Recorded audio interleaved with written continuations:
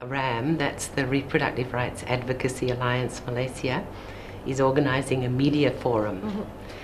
This is the first time we've actually invited the media to come to our seminars because we focus on the issues of abortion and contraception, which are quite controversial. We want to kind of open up access to more women.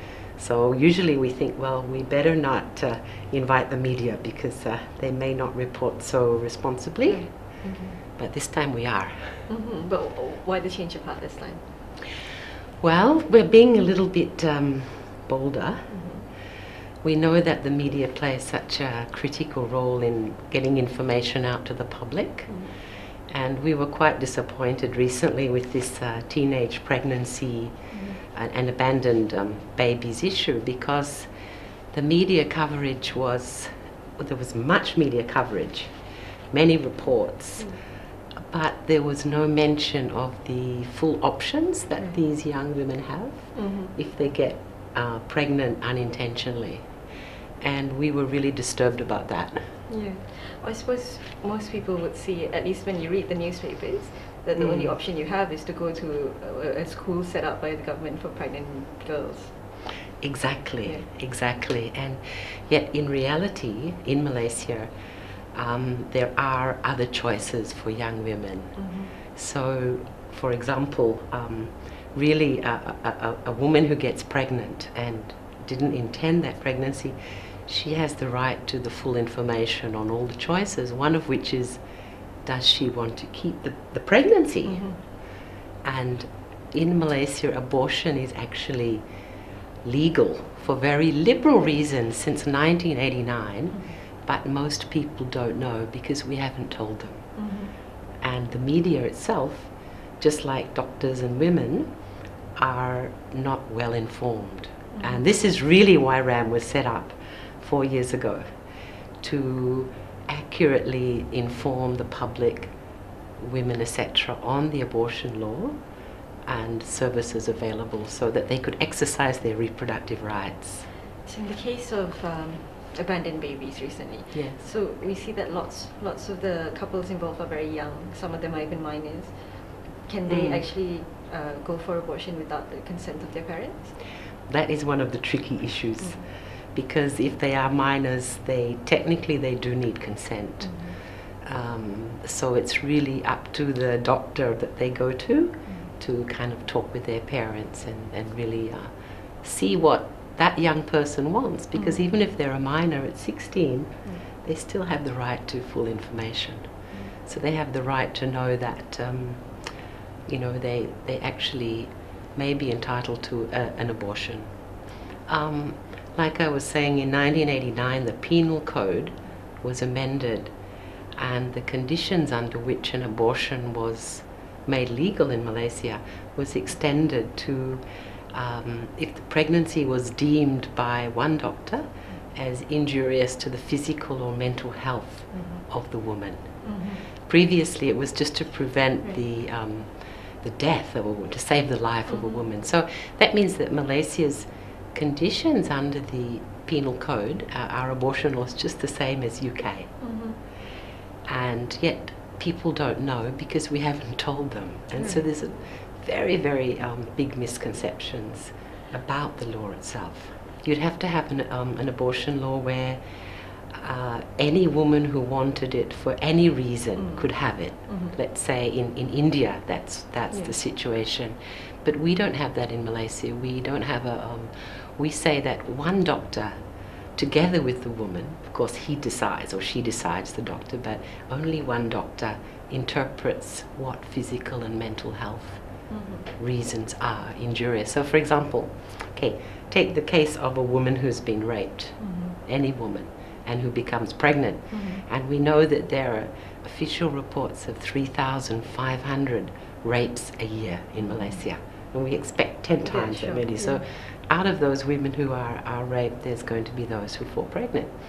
So clearly in most countries of the world, if you are pregnant and you are raped and you do not want to keep the baby, you are entitled to an abortion if the abortion law covers it, because that falls under mental health. Imagine how distressing it is to have to be pregnant as an outcome of rape. In the case of these abandoned babies, so for these young ladies, is it legal for them to opt for abortion? Yes, that's what I'm saying. In Malaysia, it is abortion is legal for liberal reasons, but women don't know, and the media hasn't been covering it because, you know, I guess there's a mixture of reasons. One is the misconceptions about the abortion law and just basically ignorance, and not just the media, many doctors, because we've done surveys when we have our seminars of doctors understanding, and so doctors also are not well informed.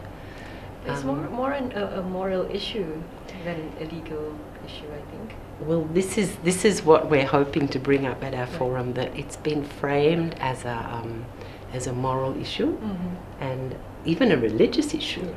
So what we're saying in RRAAM is it's actually a human rights issue. We have to look at it as a social problem and a human rights issue. So what rights to information and services do women with unintended pregnancies have? So if they're not given information on the fact that abortion is legal in Malaysia for physical and mental health reasons, then they're being denied that information, and that's really like a violation of their rights, which is, you know, very, very unfair. Well, a Muslim woman is also entitled to the legal rights that exist for all Malaysian women, which is wonderful. And for a Muslim woman or a Christian woman, a Catholic woman, doesn't really have to be Muslim, for any woman who has strong religious beliefs, she has the right to make up her mind on what is the right decision for herself. And luckily in Islam, Islam is a lot more liberal than Catholicism, which, you know, straight out says contraception and abortion is not acceptable. So Muslim women, really, the existing fatwa are very broad and compassionate in Malaysia. What is the existing fatwa on abortion? Well, I would have to sort of read that for you, and I don't have it with me. But every state has actually different fatwas. Some have fatwa on contraception and abortion, some don't. So it's, but we do have a national fatwa council abortion, on abortion, coming from the National Fatwa Council, which is, of course, you know, basically it sort of says it's best if abortion is avoided, which we all agree. No one wants to encourage abortion, you'd rather prevent an unintended pregnancy. But when it's needed for health reasons or welfare reasons, then it's okay.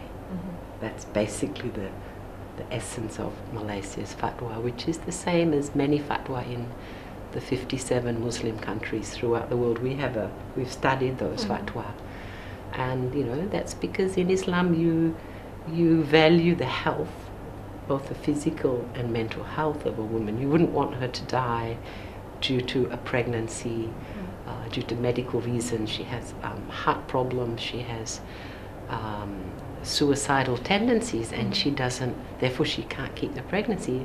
You wouldn't want her to die. So health is a principle in Islam. The right to health, the right to life, is one of the main principles. So there's no big problem with Islam and abortion.